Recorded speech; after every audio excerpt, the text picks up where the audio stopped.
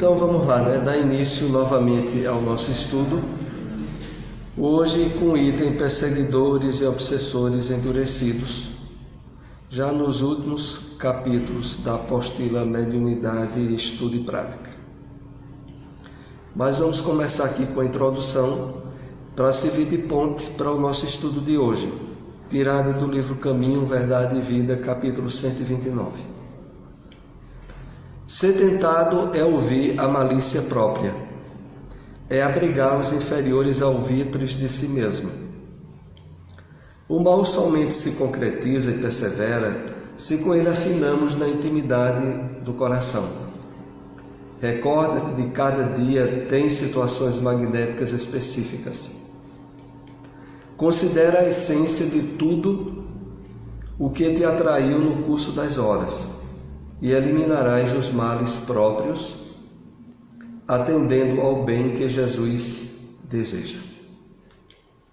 Então vamos aqui fazer algumas considerações desse texto aqui de Emmanuel e vermos os pontos que ele tem em ligação com o tema que nós iremos iniciar hoje no estudo da mediunidade.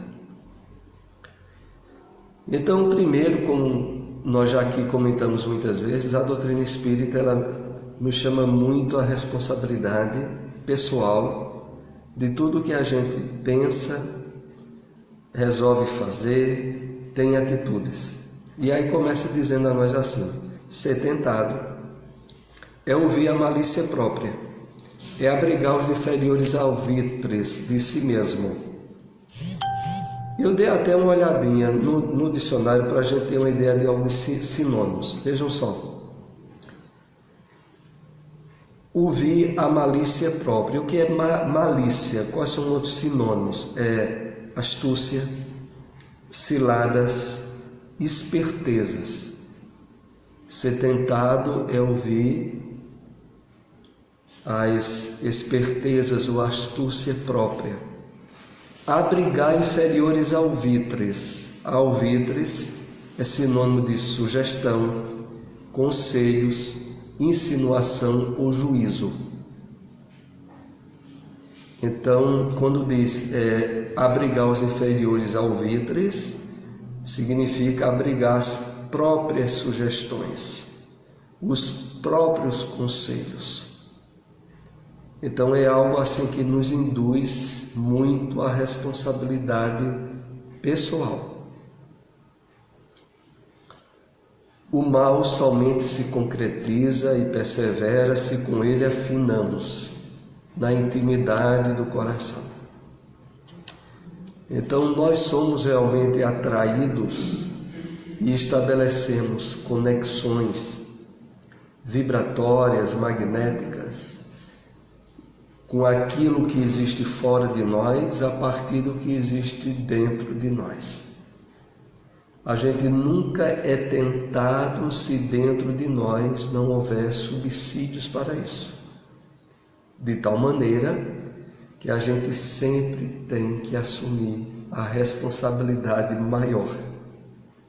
Porque se a gente não fornecesse o material, não haveria insinuação externa, obsessiva, de influência de espíritos viciados ou doentes. Quando a gente passa por essas questões, principalmente de influências obsessivas, é porque dentro de nós houve subsídios pessoais para que elas ocorressem. Recorda-te de que cada dia tem situações magnéticas específicas. E aqui esse ponto ele é muito importante para refletirmos o seguinte: a grande importância no amanhecer de cada dia, de nos primeiros momentos de tomarmos as nossas atividades diárias, buscarmos estabelecer um clima interno de sintonia elevada, positiva, em sintonia, sobretudo, com o Evangelho do Cristo. Para isso, o uso de alguns momentos de prece, da leitura de uma mensagem como essas que nós comentamos aqui de Emmanuel, torna-se fundamental, porque a gente não tem ideia precisa da carga magnética em termos de influências espirituais que aderimos durante a noite de sono. Muitas vezes elas podem ter tido altos e baixos. Em determinados momentos do nosso repouso físico, nós sintonizamos com espíritos benfeitores e participamos de atividades salutares, mas na mesma noite a gente pode ter quedas vibratórias internas, sintonizar com vibrações inferiores e de espíritos perturbados. Para garantia nossa, sempre sabendo que cada dia, como Emmanuel aqui diz, tem situações magnéticas específicas, é preciso que a gente renove a sintonia nossa, positiva e com o bem, para dar início àquele dia que sempre traz afinidades, conexões espirituais novas, para o bem ou para o mal. Mas sempre, é como se diz no ditado da filosofia oriental: ninguém pisa num rio duas vezes da mesma forma. A gente e o rio mudou, mesmo que seja inclusive do mesmo dia. Então não existe dias iguais. Cada dia tem cargas magnéticas específicas. E a gente precisa zelar e cuidar daquelas cuja responsabilidade maior vem da nossa vontade e do nosso livre-arbítrio. Considera a essência de tudo que te atraiu no curso das horas, e eliminarás os males próprios, atendendo ao bem que Jesus deseja. E há aqui alguns pontos bem interessantes, né? Primeiro deles, boa noite, quando nos convida a que a gente considere, que a gente reflita, observe a essência de tudo que atraiu no curso das horas. Aqui nós somos chamados àqueles momentos, sobretudo, que antecedem o repouso físico, depois de ter passado as horas de vigília. Nós devemos, mesmo que seja de uma forma rápida, ter uma reflexão sobre o que é que atraiu a nossa atenção durante aquelas horas, durante as horas do dia. E aí vem a consequência: e eliminarás os males próprios, atendendo ao bem que Jesus deseja. Quando aqui fala sobre eliminarás os males próprios, é porque fundamentalmente a única espécie de mal, de essência real, é o que está dentro de nós, através do qual nós podemos abrir sintonia com espíritos inferiores, desequilibrados, obsessores. Mas o subsídio e a essência maior é o mal que está dentro da gente. E a percepção dele e o seu trabalho de eliminação decorre da nossa vontade ativa. Nós temos que estar conscientes disso. Então, vamos entrar no nosso tema: perseguidores e obsessores endurecidos. Pois não, Clênia?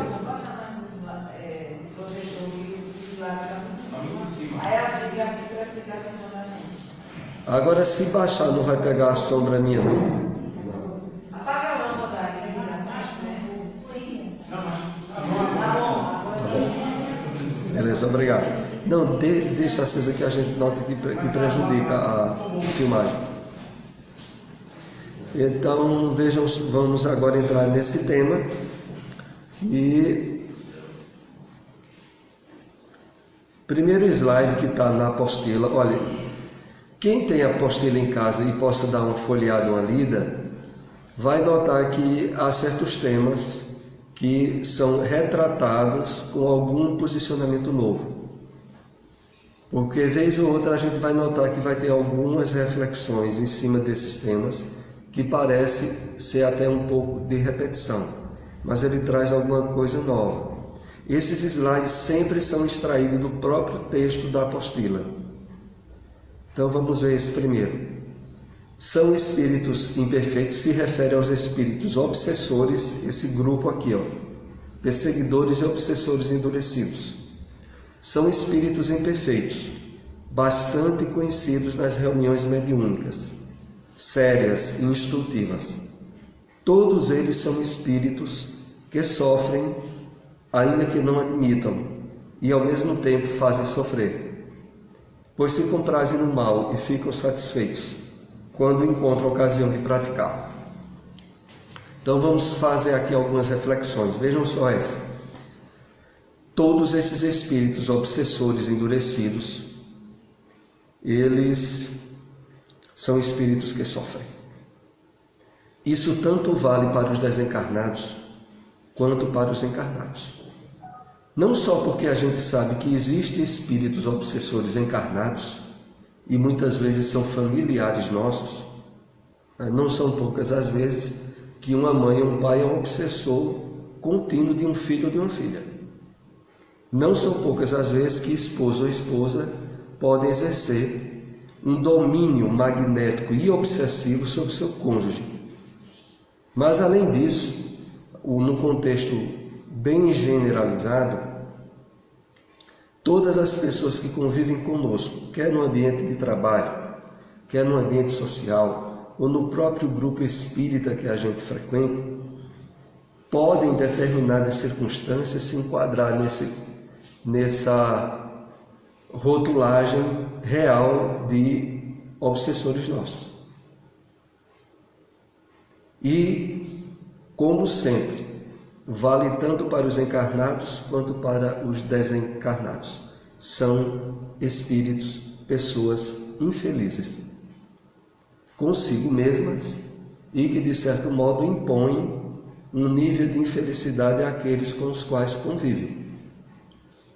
Então, o primeiro ponto importante na reunião mediúnica é que, quando o doutrinador, todos os participantes, porque vejam, todos pensam na reunião mediúnica, há uma influência recíproca, quer seja dos passistas, quer seja do doutrinador, dos médiuns ostensivos, todos ali participam através do material mental, que é sempre bom lembrarmos, perante a revelação espírita, muito detalhada nas obras de André Luiz, é que nós, quando pensamos, fornecemos um tipo de matéria, que ele chama naquele livro Evolução em Dois Mundos de matéria mental. Então o grupo mediúnico ali está fornecendo, poderíamos dizer assim em termos figurados, concreto para o trabalho dos espíritos organizadores do plano espiritual da atividade, como também o material que vai não só subsidiar tratamentos, ajudas, socorros espirituais, mas que, sobretudo, a essência da qualidade depende da predominância do pensamento daqueles que participam. Então vejam a importância de, no momento em que um espírito desencarnado, doente, porque todo perseguidor, todo espírito obsessor é um espírito doente, imperfeito e doente. Como é importante, nas comunicações deles, os participantes, todos os participantes da reunião mediúnica, ter pensamentos de solidariedade, de misericórdia, de piedade, de dó por aquele espírito. Mas para que isso ocorra é preciso que todos estejam relativamente bem harmonizados, bem conhecedores do funcionamento das leis de Deus, bem cientes de que tudo aquilo que se passa ali na reunião mediúnica ocorre a benefício de todos, inclusive dos encarnados que direta e indiretamente estão ligados a espíritos que chegam ali para o tratamento, espíritos obsessores. Porque é regular e comum em todas as casas espíritas espíritos que acompanham as pessoas que vêm para a reunião pública e que sejam obsessores, doentes ou desequilibrados, serem trazidos para tratamento na reunião mediúnica, sem que nem a pessoa que veio assistir à palestra pública saiba disso. Não são poucos os casos que eu conheço, inclusive eu mesmo sou um exemplo pessoal disso, de o simples fato de ter começado a conhecer o Espiritismo e estar assistindo palestras públicas, nem ter pedido para fazer consulta espiritual. Mas o fato de ir para reuniões públicas com seriedade, com vontade desperta para o esclarecimento espiritual e para uma mudança de reforma íntima, possibilita o quê? A que espíritos que nos obsidiam e influenciavam-nos serem levados para reuniões mediúnicas, haver uma melhora nossa e muitos nessa situação dizerem de forma bem simplória: só em assistir a algumas reuniões públicas já fiquei me sentindo melhor e não preciso de tratamento nenhum não, eu fiquei bom do que eu tinha. E às vezes isso, o que eu tinha, pode ser desde um problema de obsessão simples a um problema de síndrome do pânico associado à obsessão, porque no grande quadro das síndromes do pânico, não só em termos de certos desequilíbrios que pode haver na área hormonal e orgânica, mas sobretudo o subsídio espiritual que sempre está presente e que muitas vezes é o determinante do problema. E aí é tratado na reunião mediúnica. Agora veja, voltando à questão dos participantes da reunião mediúnica. Imagine que por despreparo, por falta de estudo, que infelizmente ainda ocorre com certa frequência em muitos trabalhadores das reuniões mediúnicas nos centros espíritas, aquele grupo, quando está ali reunido, chega um espírito endurecido, obsessor, gritando em termos de expressar animosidade forte, não só por aquele que é alvo da perseguição dele, mas por alguns ou aquele grupo que está tentando ajudar ou resolver o problema obsessivo ligado a alguém encarnado que é vítima deles. E a pessoa que não tem um relativo preparo ficar, isso às vezes ocorre, com receios, ficar com certa aversão ao posicionamento que aquele espírito teve, porque eu me refiro aqui a certos blefes que esses espíritos fazem, mas que se as pessoas que estão participando não estiverem muito bem equilibradas, sabe o que é que vai ocorrer? Porque é blefe do tipo: vocês não pensem que vocês não vão sofrer repercussão disso que vocês estão fazendo aqui, não. Agora, isso dito de forma veemente, envolvida num clima emotivo negativo, que muitas vezes o médium, captando e transmitindo o conteúdo do espírito a um nível de intensidade vibratória de realidade, não é de conversa jogada fora. Muitas vezes nas reuniões mediúnicas, essas situações elas têm um clima de autenticidade, e quando as ameaças são fortes, se os que participam não tiverem um relativo conhecimento, relativo eu diria bom, da proteção das leis de Deus, do conhecimento da lei de causa e efeito, sairiam da reunião atemorizados. Eu já vi muitas situações dessa no dia a dia da prática mediúnica. Se não tiver segurança de que, olha, se algo de mal me acontecer na prática do bem, como diz o apóstolo Paulo, eu devo agradecer, porque dizem que O mal ou o sofrimento que de fato nos promove espiritualmente é aquele que é a repercussão ou aquele que ocorre quando estávamos envolvidos na prática do bem, de ajudar o próximo. Porque esse aí, mesmo que aos olhos humanos e imediatistas seja a verdadeira desgraça, em termos espirituais é a verdadeira promoção. Porque, a título de conceito humano, sofrer situações constrangedoras já não é bom quando a gente merecia sofrer. Avalie quando a gente não merecia e estava envolvido numa atividade promotora de socorro aos espíritos encarnados ou desencarnados.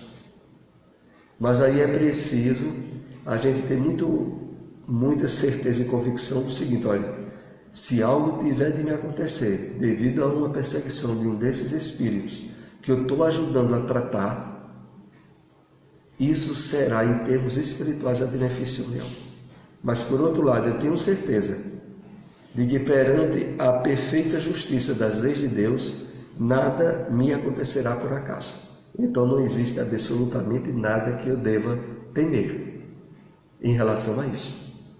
Mas é preciso ter conhecimento bem estabelecido da doutrina, envolvimento com a prática do bem, e é por isso, sobretudo, que nós sempre reiteramos isso: a desindicação de pessoas que não conheçam bem o Espiritismo de estar em reunião mediúnica. Porque se a pessoa não estabeleceu ainda um nível de convicção segura dos postulados básicos do Espiritismo, ela primeiro faça isso, antes de ir para um trabalho em reunião mediúnica. Quer ela seja médio ostensivo ou não. Porque não é por ser médio ostensivo, não é por ter uma mediunidade em termos evidentes estabelecida que a pessoa está habilitada para ir para a reunião mediúnica. É preciso ela ter muita segurança com ela sobre o funcionamento das leis de Deus. Então vamos aqui para mais um slide. Esse aí que a gente viu também está no livro dos Médiuns, na página 91, na edição da FEB. Agora um texto que está na página 198 da apostila. Os obsessores podem ter ou não ligações com o encarnado que obsidia, cuja perseguição assemelha-se à ação de predadores que agem sob o impulso da vingança e do ódio durante o atendimento na reunião mediúnica. Revelam-se inflexíveis e com escassa manifestação de piedade. Vamos analisar bem aí esse texto. Então vejamos o início aqui. Os obsessores podem ter ou não ligação com o encarnado que obsidia, cuja perseguição assemelha-se à ação de predadores que agem sob o impulso da vingança e do ódio. É assim, voltando inclusive às conexões com aquele texto que nós vimos de Emmanuel na introdução do nosso estudo de hoje. Vejam só. De uma forma ampla, nós poderíamos considerar a obsessão, e essa maneira que o Evangelho segundo o Espiritismo se refere no último capítulo, na última página, que é sobre prece para pessoas obsidiadas e para espíritos obsessores, no final do Evangelho segundo o Espiritismo, onde é dito a nós que a obsessão pode e deve ser encarada como uma epidemia em relação à humanidade, aonde a grande maioria da humanidade, de forma menor ou maior, sofre repercussões de processos obsessivos. Nós podemos então, aproveitando essa referência do Evangelho segundo o Espiritismo, dizer o seguinte: olha, a obsessão, ela se instala em qualquer um de nós à semelhança de um vírus que só encontra campo aberto no nosso organismo por determinadas fraquezas no seu sistema imunológico. Nós podemos estar no mesmo ambiente onde exista um vírus ligado a uma gripe, a uma virose mesmo, como se diz, e naquele ambiente ali onde tem 5 pessoas, 2 contraem a virose, 3 não contraem, mesmo que as 5 estivessem respirando no mesmo ambiente. E a questão, até em termos científicos ou materiais, é só uma. As 3 que não contraíram estavam com o sistema imunológico suficientemente fortalecido para que aqueles vírus não encontrassem campo de atuação. O fato de estarem abertas em termos físicos ao vírus propiciaram aquelas outras 2 que adoecessem. Aí voltemos à questão obsessiva. Para que se instale, seja qual for o tipo de obsessão, através de seja qual for o obsessor, ele só vai se instalar em nós se encontrar pontos de conexão. É preciso que a gente tenha esses pontos de conexão. Em termos físicos, a gente chama de fraqueza no sistema imunológico. Em termos espirituais, fraqueza no sistema imunológico espiritual nosso, face desequilíbrios do nosso passado espiritual, que abriram brechas, ou através de vícios, de atitudes criminosas, de desequilíbrios outros que a gente cometeu no passado. Mas o que aqui a gente quer deixar bem claro é o seguinte: o principal responsável para que acontecesse eram as necessidades do encarnado. Então não são poucas vezes que determinado processo obsessivo pode se instalar decorrente de um espírito que não tem nada a ver com o passado nosso. Porque muitas vezes, de forma bem simplória, muitos espíritas até acham que, olha, se eu tivesse sido obsidiado por alguém do meu passado, alguém que eu fiz muito mal, pode não ter feito nada a ele, agora possivelmente fez mal a outrem, e abriu campos de fraqueza no seu, em termos espirituais, para que um terceiro chegasse como cobrador. Então necessariamente não tem que ser proveniente de alguém do passado nosso. Agora, sem dúvida nenhuma, só ocorre porque a gente ofereceu campo para isso. Naquela mensagem de Emmanuel, ele falava sobre a influência espiritual, né, que decorre do nosso alvitre, né, de a gente ter a participação ativa principal para que ocorresse. Pois não. Aí, no início, diz assim: os obsessores podem ter ou não ligações com o encarnado. Quer dizer, essa ligação seria algum débito do pretérito.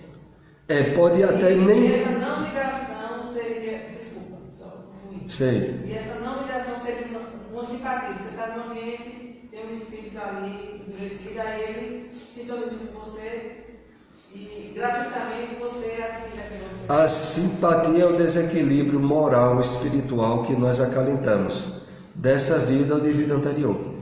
Agora, quando diz que esse espírito pode não ter nada a ver conosco, não ter nada a ver conosco nem agora no presente nem no passado. Significativamente, há muitas conexões espirituais, até em termos de vampirização, que é pelo fato de aquela fraqueza moral nossa ser uma espécie de mel atraindo a abelha. Então a pessoa tem uma tendência ao crime, a matar alguém. Ela é um chamariz de espíritos criminosos do astral. E que, em termos de área específica de desequilíbrio, encontram sintonia com ela perfeita. A gente lembra até aquele caso do livro Grilhões Partidos, Quem já tiver lido esse livro, ou quem não tiver lido, eu recomendo muito a leitura. É de Divaldo Franco, de Manuel Filomeno de Miranda. Então, Grilhões Partidos tem aquele início, a história de uma jovem que está numa festa de 15 anos de idade. E naquela festa que seu pai, que era um coronel, alguém de um posto elevado, que era rico, estava dando à filha aquela festa. E naquele momento a filha dá início ao processo obsessivo com ela, de características quase que em termos esquizofrênicos, onde ela perde o uso da razão, passa a agredir o pai sem motivo aparente nenhum, acaba-se a festa, porque ela entra como que num processo, numa reunião mediúnica que a gente chamaria de psicofonia. Outro espírito assume a diretriz psíquica dela, e era um espírito que odiava o pai dela, mas que não tinha nada a ver com ela, só que encontrou nela campo vibratório propício a isso. Por quê? A reflexão que inclusive o livro nos induz a questionar. Por que ele encontrou esse campo propício? Não são poucas as vezes que os laços familiares consanguíneos guardam ligações com desequilíbrios graves do passado daqueles espíritos. Então, naquele momento, ela oferecia um campo vibratório, por quê? Lá dentro dela, no psiquismo antigo dela, em termos de experiência de vida com aquele que hoje era seu pai, ela tinha lá no inconsciente profundo resquícios de ódio que dava campo a que aquele espírito fizesse aquilo. É como às vezes ocorre, eu faço até aqui uma comparação que é bem popular, com aquele casal que se dá relativamente bem, mas quando o marido bebe e chega embriagado, vai bater na mulher.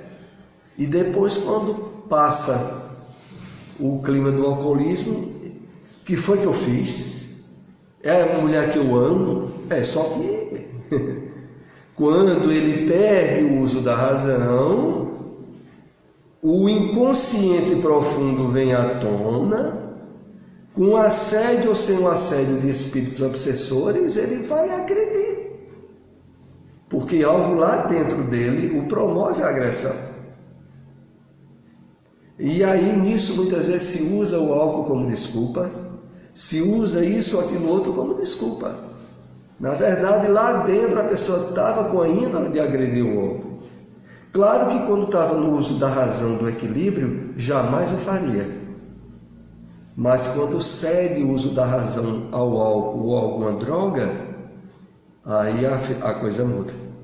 E é por isso que qualquer um que faz um ato de agressão num nível de desequilíbrio, seja por álcool, seja pelo que for, ele é totalmente responsável pelo que advier disso. A pessoa não pode matar alguém ou agredir alguém porque estava bêbado e depois eu não sabia o que estava fazendo. Não, mas a gente sabe. E você vai pagar pelo que você fez? E realmente tem que pagar mesmo. Porque não pode usar do argumento, porque veja só, até o ponto em que a pessoa cedeu a sua razão, a sua consciência, quer seja um vício, quer seja o que for, e a partir daí ocorreu coisas desastrosas, o fato de que até o momento de ele ceder, ele tinha consciência, ele continua sendo responsável depois do que ocorrer com a sua entrega voluntária da consciência. Pois não, Clênia? O alcoólico, ele tem alucinações. E ao mesmo tempo também a pineal dele, o ponto do álcool é ativado. Aí tem contatos espirituais, todos espíritos. A gente pode discernir o que é alucinação ou o que é ele estar tendo contato com esses espíritos desencarnados. É o seguinte, veja só. Toda entrega da consciência nossa em termos de poder ser usada por outro espírito ou por alguém, quer seja através do entorpecimento da razão por um vício, quer seja por qualquer outro meio, nós assumimos a responsabilidade de tudo. É por isso que as atividades mediúnicas nos centros espíritas, o clima de trabalho feito através da mediunidade ostensiva de alguns médios, nunca se dá por uso de qualquer entorpecente ou chá, ou seja lá o que for de uso externo, para não inviabilizar de forma irresponsável o uso da razão ou do corpo do médium por algum espírito. Nos chamados fenômenos de psicofonia que se dá durante a reunião mediúnica, todos eles, o médium tem a responsabilidade, o dever e o direito de interromper o fenômeno mediúnico de ocorrer ou acontecer sob certas diretrizes, porque ele não entregou a consciência dele de forma involuntária para que o espírito faça o que bem quiser. Mas quando a pessoa usa um álcool ou usa qualquer uma droga, aí ele está tomando um ato deliberado, cuja consequência depois ele terá que responder e poderá surgir ações drásticas. Então, quando isso é feito num clima de meditação, de concentração, aonde não entra nenhum entorpecimento externo material, o médium, naquele processo de incorporação, ele oferece todos os recursos para o acompanhamento do que acontece. E no caso das reuniões espíritas, com a assessoria, a intervenção dos espíritos do bem, não há como se dar algo desastroso nessa área, mas no uso do álcool haveria, ou de qualquer entorpecimento em termos orgânicos ou materiais. Porque você às vezes encontra alcoólatras ou alcoólatras falando, conversando, como se estivesse conversando com alguém. Aí por isso que eu estava perguntando como é que você diferencia se é uma alucinação ou se ele realmente está conversando com o espírito desencarnado, se tem como fazer isso. E sim. O que eu observo também é que há uma transfiguração na fisionomia da pessoa. Eu digo isso porque, infelizmente, eu tenho um colega de trabalho, ele é alcoólatra. E ele é uma pessoa boa, ele é uma pessoa mais com o coração bom, mas infelizmente tem esse vício. E quando ele está alcoolizado, a fisionomia dele se transforma. Fica aquele olhar mal, o rosto fechado, uma coisa meio animalesca. Todo esse quadro evidencia que quando ele entrou no que a gente poderia chamar de um coma alcoólico, do entorpecimento da sua consciência, ele abriu campo para que outros assumissem. E quando a gente junta com mudanças na fisionomia, coroa mais ainda o fato de que tem gente ali dentro dele. Tem gente que está atuando ali em cima dele. Então, a mudança de fisionomia, associada ao fato de que ele está alcoolizado, vai propiciar um percentual muito elevado de que ele está incorporado. E não é pelo que preste, não. Porque o próprio fato mesmo de se dar durante o entorpecimento por um vício, associa muito a presença antecipada de espíritos viciados junto a ele. E esses espíritos, que muitas vezes até aspiram os teores alcoólicos que ele ingere, entorpece-se do mesmo jeito que ele do lado de lá. Inclusive esse estudo que a gente tem, na parte final dele, vai tratar dessas questões ligadas a vícios e que estão ligadas a processos obsessivos. Então evidencia muito, tem espírito ali dentro, e não é ele não. Agora ele é o total responsável. Se ocorrer um crime, um desastre, ele estando alcoolizado, ele é totalmente responsável, mesmo que depois não se lembre de nada. Ô Soares, Pois não. Tinha um vizinho nosso lá de sítio, de Roçado, que ele era alcoólatra. Aí ele bebia muito assim, digamos, ele passava 2, 3, 4 dias bebendo direto. Aí parava. Aí quando ele ia para o roçado, lá para a roça, ele ficava vendo coisa. Ele dizia, ele falava que conversava com Satanás, dizia que conversava com Lucifer, e dizia que Lucifer disse que ia matar ele. Agora, isso ele lúcido, ele não estava alcoolizado. E isso era sucessivamente, sempre depois que ele passava esse período se embriagando, esses 3, 4, tinha vez que era uma semana ou 2 também. E quando ele se recuperava, ele tinha essas visões. Isso aí. Esse fato que tu cita, ele é interessante porque faz uma conexão com um caso de alcoolismo que está naquele livro No Mundo Maior, que é da série Vida no Mundo Espiritual de André Luiz. Porque lá no livro No Mundo Maior, tem alguém que a espiritualidade já tentou ajudar várias vezes, porque ele se embriagava demais, era casado, tinha filhos, e os espíritos até analisam que se não fosse a intercessão da esposa, dos filhos, ele já era para ter até desencarnado. Mas aí quando ele se embriaga, porque há 2 fatos que é bom a gente lembrar aqui ligado aos vícios, inclusive a embriaguez. A abertura da consciência para que espíritos estranhos passem a comandar o psiquismo da pessoa, como também o mergulho dela no inconsciente profundo, até de outras vidas, de forma desastrosa também. Nesse caso citado no livro No Mundo Maior, esse Sion, quando ele embriagava-se, ele passava a ver, sabe o que? Aranhas, escorpiões, morcegos, tudo que não prestava em cima dele. E aí no bar onde ele estava, que isso já tinha acontecido mais de uma vez, dizia, ele está delirando, ele está tendo um pesadelo.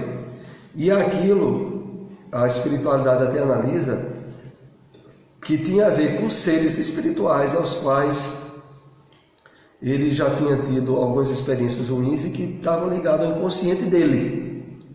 Aquilo somava e surgia em termos de simbolismo daqueles animais. Então, é bom aqui a gente salientar esses 2 aspectos, sabe?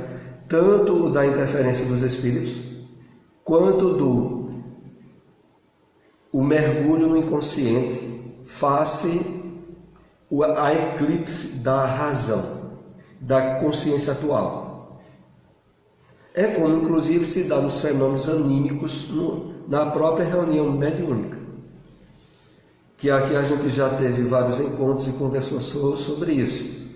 Muitas vezes durante uma comunicação pode aparentar ser um desencarnado e ser uma experiência do passado reencarnatório do médium, uma personagem que o médium já viveu no passado e que de alguma forma criou algum tipo de resquício no psiquismo dele e assoma-se no momento do transe, devido ao eclipse da razão atual, da consciência atual. Então, se dá a ver, até de uma forma bem semelhante, né? Tanto na reunião mediúnica, quanto num clímax de alcoolismo. Tanto a abertura para espíritos virem à tona, quanto para o inconsciente profundo. Também vinha à tona em certos aspectos. Voltemos aqui ao slide para a gente concluir esse slide 2. Cuja perseguição assemelha-se à ação de predadores que agem sob o impulso da vingança e do ódio. Então eu lembrei o caso do livro Grilhões Partidos, de Manuel Filomeno de Miranda. A história que era ligada a essa perseguição espiritual. E aqui, inclusive, eu não posso deixar de lembrar, esse é um livro em forma romanceada, nós temos para vender aqui no Bezerra de Menezes. E trabalha muito a questão da obsessão ao longo de todo o livro. Durante o atendimento na reunião mediúnica, revelam-se flexíveis e com escassa manifestação de piedade. Então é preciso que quando surjam durante a reunião mediúnica espíritos perseguidores endurecidos, que odeiam tudo e todos, inclusive quem participa da reunião e outra, o grupo continue mantendo o clima interno, individual, de acolhimento, de piedade em relação àquele espírito que é um ser extremamente infeliz. Isso serve inclusive de terapia até para nós mesmos, nas nossas relações do cotidiano, de espíritos encarnados. Porque quando a gente, por exemplo, principalmente nos ambientes de trabalho, sofre uma ação negativa, prejudicial, de algum colega de trabalho, a primeira atitude de reação humana e natural nossa é de raiva, é de querer encarar aquele que trouxe aquele prejuízo a gente e de caracterizar aquela pessoa como alguém que de fato merece sofrer repercussões do mal que nos causou. Mas é justamente o contrário disso que a gente vai aprender no trabalho mediúnico. A gente vai aprendendo primeiro que a pessoa ou espírito que caracteriza isso, quer ele seja encarnado ou desencarnado, é alguém profundamente doente, digno de piedade. Porque quando a pessoa é alguém que está de bem com a vida, é alguém relativamente feliz, ele jamais quer levar sofrimento para os outros, quer causar embaraços, quer atrapalhar a vida dos outros. Qualquer um que age assim é doente. Só que a gente ainda tem uma noção muito curta de doença. A gente ainda acha muito que doença é só aquilo que se expressa no corpo material. A gente não vê como doentes os aleijados da emoção, né? Os coxos do pensamento equilibrado, aquelas pessoas que são verdadeiramente uma tragédia íntima e que por isso são pessoas difíceis de conviver, quer elas estejam no trabalho, na família, nas relações sociais, em qualquer uma em que a gente compartilhe a convivência com elas. A gente não tem a visão delas como pessoas profundamente doentes, porque essa é a visão certa, coerente e real. Mas isso a gente vai trabalhando durante a reunião mediúnica. É por isso que há um benefício de mão dupla no trabalho que os participantes têm nos grupos mediúnicos nos centros espíritas, porque aquilo que se dá lá serve para a vida diária nossa. Pois não, Clênia? À vontade. Essas pessoas doentes da alma, né, vamos dizer assim, que têm problemas em alguns setores, a partir do momento que ela se conscientiza que tem esse problema, e se ela já tem conhecimento espiritual, então ela fica com a responsabilidade de mudança, não é? Essa responsabilidade, que é algo pertinente e particular a cada um, a gente sempre tem que ver, inclusive, sem atitude de cobrança ou de expectativas otimistas daquilo que não depende da gente, inclusive durante o próprio trabalho da reunião mediúnica. É por isso que mais de uma vez aqui a gente comentou o aspecto de que, olha, o fundamental, o definidor é o que acontece fora dos nossos olhos materiais. Um espírito obsessor durante a reunião mediúnica, ele pode agir da forma mais desequilibrada, descaridosa, não ouvir nada da doutrinação, terminar o doutrinador pedindo para que os espíritos benfeitores levem aquele espírito e continue a tratá-lo lá, e o grupo ter a expectativa de que a gente não conseguiu ajudar essa pessoa não, esse espírito não serviu de nada. E na realidade, essa aparência que a gente viu no mundo material mudar completamente no plano espiritual. Acabou a reunião, aquele espírito, quando os espíritos do bem se aproximaram, ele cedeu a uma mudança íntima definidora. Outras vezes ocorre o inverso. Um espírito obsessor, empedernido, mas o grupo vibrou positivamente, o doutrinador ajudou ele mudou a atitude dele durante a reunião. Terminou a reunião, ele voltou a tudo que era antes e ninguém ali soube o que é que houve no plano espiritual.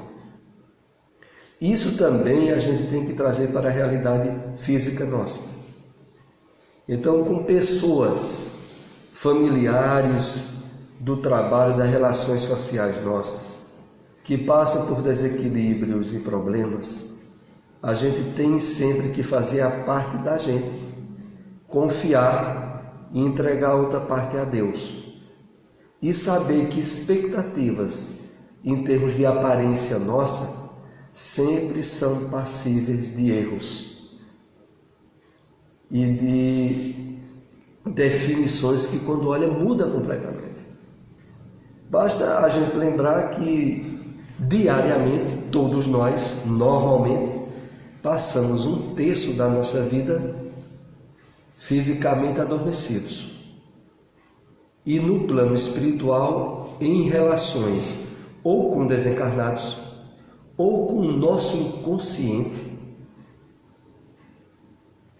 E essa experiência, essas relações, são profundamente definidoras do que acontece conosco quando a gente acorda fisicamente.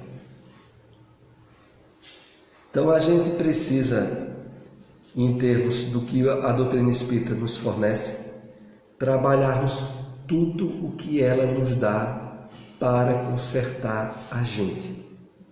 E sempre sabendo que se a gente se consertar bem mesmo, aqueles que vivem junto de nós sofrem a repercussão mais eficaz que poderiam receber para se melhorarem também.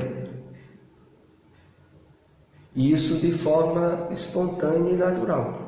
Não é porque a gente vá forçar ou impingir mudança nos outros.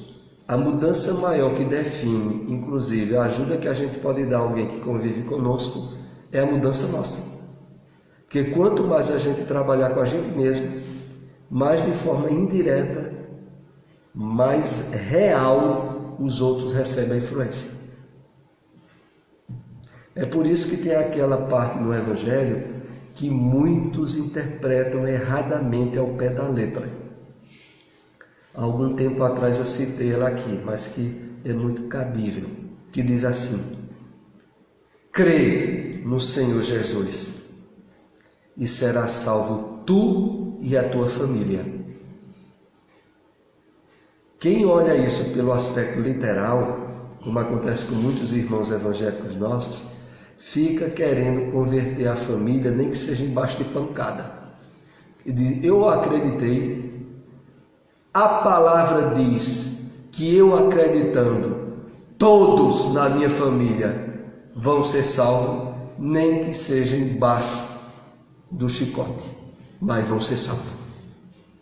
Mas na verdade o teor espiritual, né, que é bem mais profundo, é qual? É dizendo assim: olha, se você crê no Senhor Jesus e for renovado profundamente no seu espírito, não há quem conviva com você que não seja tocado e influenciado a mudar. Essa é a questão.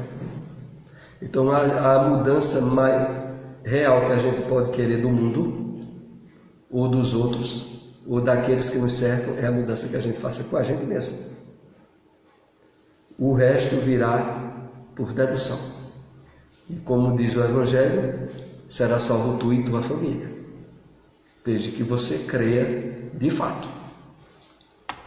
A gente vai parar nesse slide 2 devido à hora, e esse assunto nós iremos continuar de hoje a 8, se Deus nos permitir.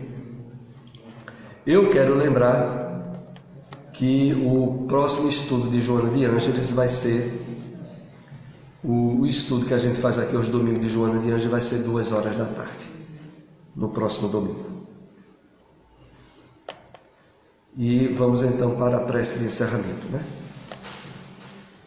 Esse assunto é um assunto que certamente nós ainda iremos ter algumas semanas trabalhando em cima dele, que é bem ligado às questões de obsessão e de tratamento na reunião mediúnica, né?